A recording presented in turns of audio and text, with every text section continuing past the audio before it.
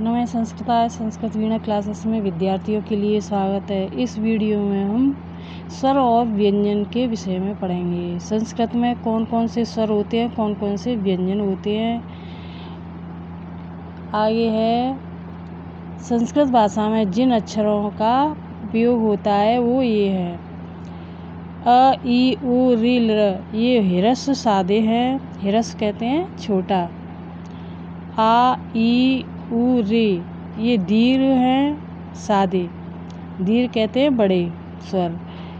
ए, बड़ी ए, ओ, औ ये दीर्घ मिश्र विकृत हैं। तो ये तीनों को लाइनों को स्वर में गिना जाता है।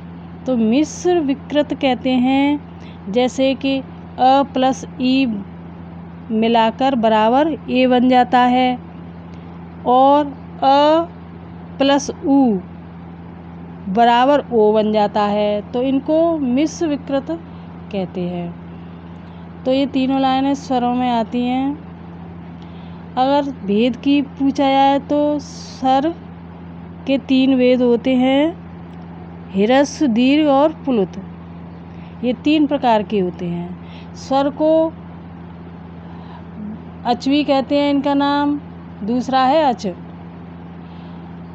आगे है व्यंजन: क, ख, ग, घ, ङ। ये क वर्ग में आते हैं, इनको को बोलते हैं। च, छ, ज, झ, ज ये च वर्ग में आते हैं, इनको च बोलते हैं। ट, ठ, ड, ढ, ण ये ट वर्ग में आते हैं, इनको टो बोलते हैं। त, थ, द, ध, न ये त वर्ग में आते हैं, इनको तो बोलते हैं। प, फ, ब, भ, म इनको प वर्ग में आते हैं, ये इनको पो बोलते हैं। तो को, चो, टो, तो, पो ये उदित कहे जाते हैं तथा अपने अपने वर्ग के वाचक होते हैं। जैसे कि को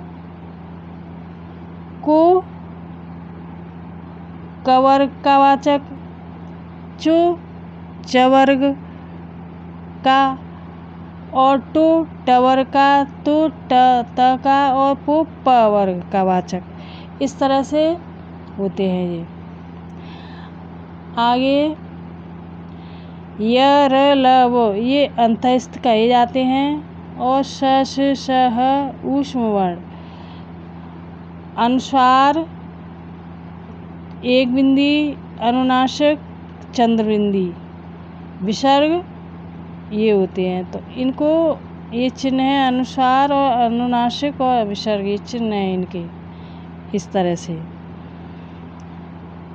तो यहाँ व्यंजनों को हल्वी कहते हैं, इनका दूसरा नाम।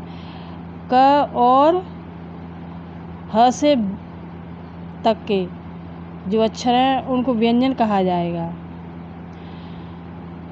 और इनकी विशेषता है स्वरों की, तो ये अपने आप में स्वतंत्र होते हैं, ये दूसरे के ऊपर निर्भर नहीं होते हैं। तो इनका यह अर्थ है कि स्वर का क्या अर्थ कहा जाएगा: ऐसा वर्ण जिसका उच्चारण अपने आप हो सके, जिसको दूसरे वर्ड से मिलने की अपेक्षा न हो, उनको स्वर कहा जाता है।